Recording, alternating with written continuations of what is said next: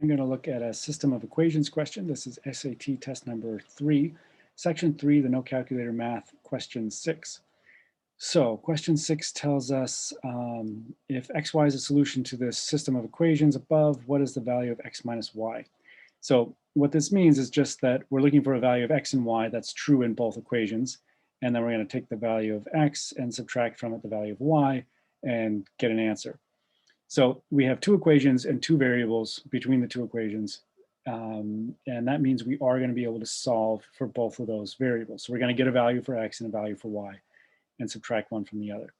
So to do this, remember with systems, you can always use either substitution or elimination. The way this is set up, I would say it looks like it's kind of set up to use elimination. So we might as well just do that. If you wanted to rearrange it and do substitution, you could. But it's good to know how to do both and just do whatever the situation sort of makes more simple. So let's do elimination. So remember, we want to subtract one equation from the other in such a way that one of our coefficients works out to 0, and we can get rid of that variable, and then we'll be left with an equation with only one variable that we can then solve and get an actual value for that variable. So we're going to have to manipulate these equations a little bit because the way they are, that's not going to work out. We don't have we have a 2x and a 3x and a 3y and a 2y, not a 2x and another 2x. So we're going to multiply these entire equations by something so that these will cancel out. So if we have a 2 and a 3x. So let's try to make these x terms cancel out by making them both 6x's. So to do that, we'd have to multiply the top equation by 3. So 2 times 3x would be 6x. And then the bottom equation by 2. 2 times 3x is 6x. And then everything else, we're going to multiply that 2 and 3 by every other term in the equation, and that will just be whatever it is. And then we will solve for y. So let's do that. So we have 3. So I'm going to rewrite the equations down here. So 3 times 2x is 6x, like we talked about. 3 times negative 3y is negative 9y. And that's equal to 3 times negative 14, which is negative 42.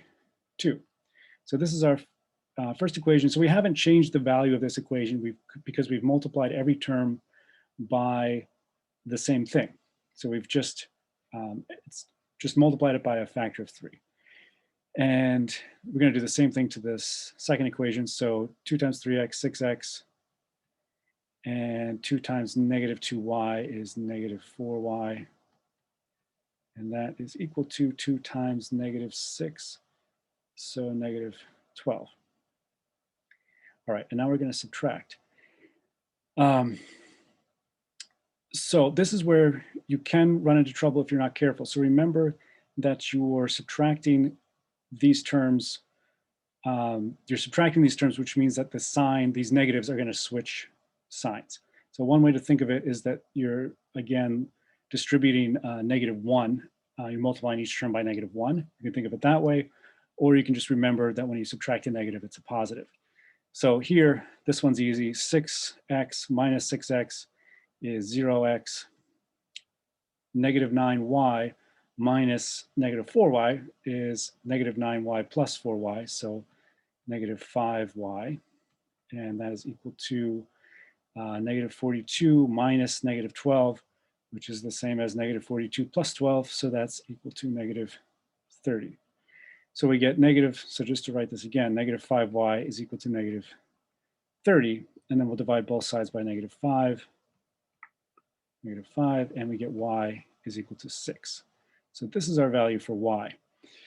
Here, let me put this up here. Y equals 6, and then I'm going to clean this up a little bit so we can do the same thing again. Well, maybe that was unnecessary, but anyway, we're going to go back. Now we can take this, because I'm not going to do the same full calculation. I can just take this value for y, and I'll put it back, say, into this equation. And you could put it into one of the equations that we modified, but you might as well do it put it into an equation where the coefficients are smaller, just make your life a little easier. So we're going to say 2x minus 3y, so or 3 times 6 is equal to negative 14. So now let's start simplifying this. So negative 3 times 6 is negative 18 equals negative 14. And then we'll add 18 to both sides. 18 to both sides. And we get 2x equals 4, or x equals 2. All right. So now x equals 2. So they want x minus y. So x minus y is equal to 2 minus 6, which is equal to negative 4. So negative 4 is our answer, and that is C.